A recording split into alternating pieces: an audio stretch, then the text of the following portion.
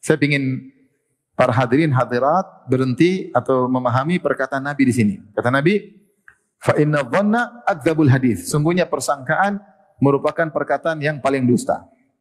Kenapa dikatakan paling dusta? Bukankah dusta yang jelas lebih dusta? Mana yang lebih dusta? Saya bilang, kayaknya orang ini mencuri nih, kayaknya. Mana yang lebih dusta? Itu atau saya bilang kepada seorang yang sedang sholat, saya bilang dia tidak sholat, padahal dia sedang sholat. Kalau ada orang sholat, saya bilang tidak sholat, saya dusta atau tidak? Dusta. Baik, ini dusta jelas. Ya. Yang pertama saya bilang ada orang kayaknya, saya tidak tahu dia mencuri, saya bilang ini kayaknya dia mencuri, kesini kayaknya mau mencuri. Ini persangkaan. Mana yang lebih dusta? Menuduh seorang tidak sholat atau menduga seorang mencuri? Mana yang lebih dusta? Ayo, mana yang lebih dusta? Paham tidak pertanyaannya? Paham? Mana yang lebih dusta? Menuduh orang tidak sholat. Benar, itu yang saya pahami juga, bahwasanya menuduh orang tidak sholat padahal kita tahu dia sholat lebih dusta. Tapi kata Nabi tidak.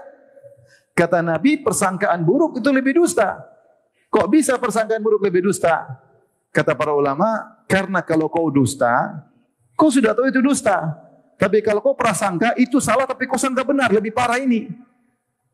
Kalau kau lihat orang sholat, kau bilang dia tidak sholat, kan kau tahu kau dusta.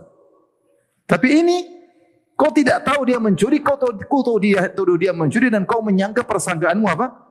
Benar. Lantas kau membangun hukum-hukum di balik persangkaanmu. Maka ini lebih dosa daripada ini.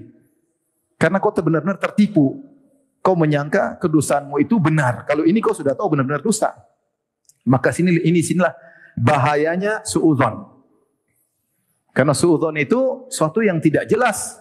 Hanya prasangka buruk, kemudian seorang membangun hukum di balik prasangka tersebut. Makanya Rasulullah SAW mengatakan, fa inna dhanna akdzabul hadis. Sungguhnya persangkaan itu adalah perkataan yang paling dusta. Dan di antara keburukan persangkaan buruk, tadi saya sudah isyaratkan di awal pengajian, menimbulkan dosa-dosa yang lainnya.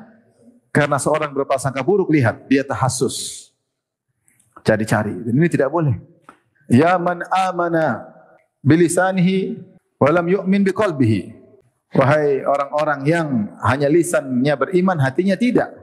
La tattabi'u auratal muslimin. Jangan cari-cari kesalahan kaum mukminin. Jangan cari-cari. Namanya tajassus, cari-cari, lihat sana, ngecek sini, kait-kaitin, padahal enggak ada hubungan. Begini. Ini semua kerjaan setan, didikte.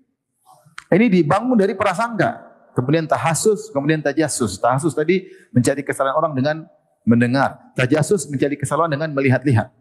Setelah itu kalau sudah tajassus, mulai benci. Ya begini. Mulai bicara. Jadi bahan pembicaraan. Ghibah. Kemudian benci. Kemudian merendahkan. Makanya di akhir hadis kata Rasulullah SAW, at-taqwa hahuna, at-taqwa hahuna, at-taqwa hahuna. Takwa itu di sini, takwa di sini, takwa di sini. Bihasibri minasyarri an yahkira akhahul muslim. Cukuplah seorang dikatakan buruk, dia merendahkan saudaranya. Di antara bentuk merendahkan saudara ketika kita suudzon sama dia. Ketika kita suudzon sama dia, kita akhirnya memvonis, padahal itu hanya prasangka. Setelah memvonis, akhirnya kita merendahkan. Mau tidak mau dalam hati kita merendahkan dia. Ini orang maunya begini, padahal belum tentu demikian. Maka di antara buruk sangka ini awal dari dosa-dosa yang lain. Tahassus, tajassus, membenci, merendahkan, ghibah, merendahkan dosa besar. Karena sombong, ghibah dosa besar. Semua dibangun di atas prasangka. Oleh karenanya, asal persangkaan kita kepada semua mukmin adalah kita berprasangka baik. Ini hukum asal. Dan jangan kita berprasangka buruk. Oleh karenanya datang dari perkataan para ulama yang mengingatkan akan buruknya berprasangka dan perintah untuk berbaik sangka.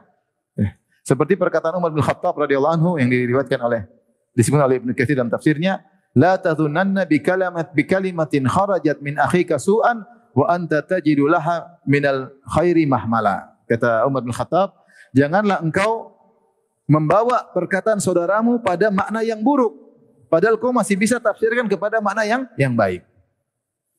Ada saudara kita ngomong sesuatu, komentar tentang kita atau tentang yang lainnya, maka jangan kita bawa kepada makna yang buruk, padahal kau masih bisa tafsirkan perkataannya kepada makna yang baik. Maksudnya bukan begitu. Saya tahu dia kok dia itu enggak begitu. Itu mungkin salah ngomong, itu kepleset lisannya. Seperti itu. Jangan kita bawa kepada makna yang buruk sementara kita masih bisa menafsirkan perkataannya kepada makna yang baik. Husnudzon. Ini karena apa? Husnudzon.